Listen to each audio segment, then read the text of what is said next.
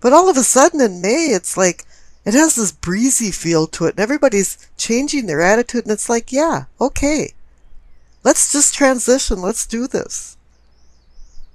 And here you receive the Death card, but the best thing about it is the clarification card is the Wheel of Fortune. The fates of fortune are on your side. And you have to take advantage of this auspicious time, because the window of opportunity will eventually close as the cycle of the wheel goes down. And up above in your sacrum, or pelvic, for awakening and arousing, you receive the Hierophant and the Queen of Cups. I'm going to discuss them together because they're very relevant. And since this is in the spiritual awakening category, the Hierophant is saying that, yeah, you're doing some soul searching. You're doing some spiritual searching. You're also searching for some truths. The word Hierophant is Latin for to show or make known. You want something exposed. You want to understand some cosmic concepts. You want to enhance some connection to the divine and bring it down to the earthly realm. That's why there's the presence of the Queen of Cups. She's earth. She's indicating earthly love. This brings in the idea of agape, which means love in Greek, but in modern days it's more like brotherly love. It doesn't have a sexual connotation to it. And here you've got a cosmic Hierophant connected to the earthly Queen of Cups for love and emotions. It's like you're seeking a higher self, somebody that's going to be doing things without desire. Or maybe said best, giving unselfish love. And this seems to be the quest of your spiritual self. And this seems to be the quest of your spiritual awakening. Now up above, in your solar plexus for sensing and feeling, you receive the Sun card twice. This indicating that there's a new day dawning. It's offering clarity, understanding, and fulfillment. Suddenly things are coming into focus from the nourishing lifeline rays of the sun. It's like there's some kind of purification going on. You know, you've been walking in the obscure path of the moon, and all of a sudden the sun rises. The sun portends success, abundance, and joy. That your unconscious inner self is in balance with your conscious foreself. As usual, there's rocky roads ahead, but you're optimistic and emotionally prepared for what comes your way now. You've overcome your shadow self. And the illumination of the sun is a spiritual enlightenment. And that's what you were seeking down in the pelvic and sacrum area with the Hierophant. A spiritual enlightenment. A light that draws you towards it. You know, the word illumination in Latin actually means spiritual enlightenment. But to acquire the happiness of the sun, you need to have simplicity. It just boils down to honesty and sincerity. Unpretentiousness. That brings an indescribable wholeness of being. All of a sudden now you're just feeling the joy of living and the delight of being alive. Now the center cards for the heart of the matter. Receive the Knight of Cups and the King of Cups. And there's a lot of water and emotion energy going on here because you've got the Queen of Cups next to the Hierophant. So you've got 3 out of 4 court cards from Cups. This reading has to do with your emotional well-being and it moving forward to more deeper bonds, more deeper emotional bonds. The Knight is offering the cup of opportunity. which is filled with emotions and love.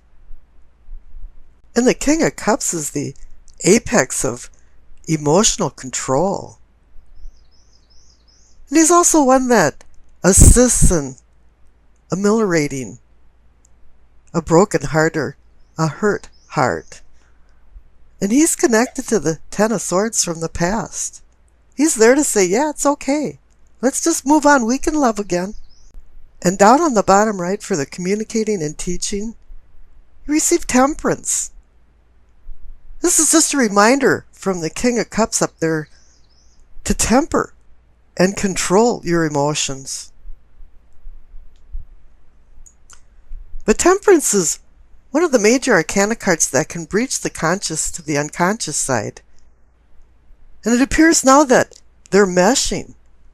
And you're going into balance. And the clarification card is the Chariot. He's reminding you too of having discipline and self-control. He's working off temperance. They're both about tempering and moderating your behavior, your emotions. And this is reinforced above for the third eye for seeing and envisioning. You received another major arcana card, the Strength. Yeah, it's saying to temper the beast inside you and identify the beasts inside other people that surround you. It's saying to have the strength to overcome your obstacles and divine courage to overcome fear, to find patience. And once you overcome fear, you acquire confidence. And the clarification card is the Nine of Cups. It's the Wish card. This card keeps showing up over and over again in these May readings. And I keep saying, curiosity killed the cat. And everybody forgets the second line. Satisfaction brought him back. And the Nine of Cups is about satisfaction and contentment in your life. Now up above, for the crown of knowing and understanding, you receive the Queen of Cups again. So this is connected to the Hierophant and Queen of Cups down in your spiritual awakening. She's connecting again to the Hierophant for seeking the truth, finding love, knowing what agape is, knowing that you're searching for brotherly love as well as intense carnal love. But once again, there's a few storm clouds over the kingdom because the clarification card is the Three of Swords. The Heartbreak card, the one that checks you into Heartbreak Hotel. You've had some ups and downs. And usually this card indicates that there's been some kind of severed ties. Or something that happened that broke your heart. Sometimes they say it's a triangle of lovers. 3 involved. Maybe somebody's married and somebody's not. This could even be some wounds from some painful rejection. But whatever happened is now bumping you into a new reality. Because I pulled another clarification card for the Queen of Cups and the Three of Swords and you received the Ace of Pentacles. Yeah, Pentacles means Capricorn. You're now given a new beginning. It's really up to you to accept this one pentacle with the promise of more. But you have to do the hard work for this to become a reality. Now, we've already discussed the past cards, so let's jump over to the future cards because the main future card, once again, is the Ace of Pentacles, just in case you missed the message. Up above with the Queen and the Three of Swords, there's the Ace of Pentacles again. Yes, the Ace of Pentacles is extending possible gifts of value and fates of fortune for wealth. But it's not only probably wealth, but it's health and your emotional well-being. It's giving you a real-time potential for success with money and in business matters, and maybe eclipsing some financial struggles that you've had in the past. Rome wasn't built in a day, but it's time for you to get started and roll up your sleeves and get to work on your new beginnings. Now the clarification card is the Ten of Wands. It's indicating that there's going to be a lot of work and responsibility starting anew. Because you're in this death transformation, and I know this Ten of Wands is connected to the Ten of Swords from the past, but I certainly would rather have the Ten of Wands than the Ten of Swords. You can eventually lighten your load, but right now you have to take advantage of these two Ace of Pentacles, because the Wheel of Fortune is going to close the window. And then he's connected to the Sun card for enlightenment, celestial, spiritual enlightenment. Now the Queen of Pentacles is bringing knowledge and understanding of practical matters. She's a pragmatist. She feels like planning and setting goals will organize her life for future security. You know, she believes in rolling up her sleeves and doing hard work to acquire the goals that she achieves. And at the same time, she's teaching you to be reliable and emotionally mature. You know, the overall theme of this is that she's teaching you earthly reality and get a firm grip on reality. She's the grounding earthly force of having your feet planted directly on the ground. And then contrary to that, you have the Hanged Man, where he's hanging upside down, seeking enlightenment. And in the old legend, it's Odin, the god of war and poetry, seeking the mystic wisdom of the runes and secret magic letters. In the actual legend, it says that he died and came back to life. And basically, he sacrificed himself for this wisdom. So with this card, it actually does say there is some type of sacrifice involved in acquiring the wisdom that you seek. But it's not only wisdom that you seek, it's a rebirth, a spiritual rebirth. His lessons is to stop controlling the physical world around you. Quit trying to put a square peg in a round hole and let things go with the more natural flow. And once you acquire some of this wisdom, then you're going to start seeing things in a different light. And it is time to relinquish the old ideas and beliefs, because the new are avidly seeking their place. Whatever happens with this Hanged Man, you're required to go into a reflective, meditative state before you make any decisions, before you change your life. Make sure you know where you're at, and take the advice of the Queen of Pentacles and have a grip on your reality. Now the Sun card is a celestial purging. Now you're going for enlightenment. Illumination in Latin actually means enlightenment, spiritual enlightenment. A new day is dawning, and it's saying that you learned your lessons down at the Hangman, because now you do have understanding and even some personal fulfillment. Things are now in focus. You know, there's a miasma that dissipated, and you can see things with more clarity than you ever have before. This card portends success, abundance, joy. But there's one thing you have to do to acquire this abundance and joy, is to live a simple life. Freedom from complexities. Honesty, sincerity. Bring a wholeness and unity into your soul that you will acquire.